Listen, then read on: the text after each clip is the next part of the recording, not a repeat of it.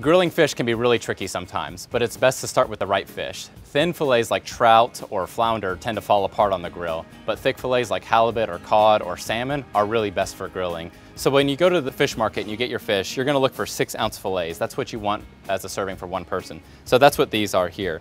What you don't want is these fillets like this. This is kind of like the tail flap, and it's really not good for grilling. It tends to dry out a little bit before it's all the way cooked.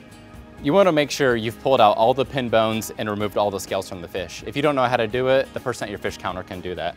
I'm going to dry these salmon off with a paper towel. If they're wet, they stick to the grill a lot more, and it just makes it a lot easier just to dry them off. And when you dry them off, you want to dry them on all sides, including the skin. And I'm going to go ahead and drizzle them with olive oil and salt and pepper, and they're ready to go. So I'm going to go ahead and put them on a medium-high grill that's been coated with a little bit of cooking spray. It's important to put them down parallel with the grill grates. If you put them down perpendicular, it's going to be hard to pick them up without the fish tearing.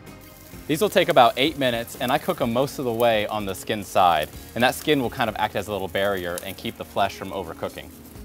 These fillets have been on for about 5 minutes or so, and they're about ready to come off, but I'm going to go ahead and check. The way that I do this is I kind of run the spatula underneath and just pick it up.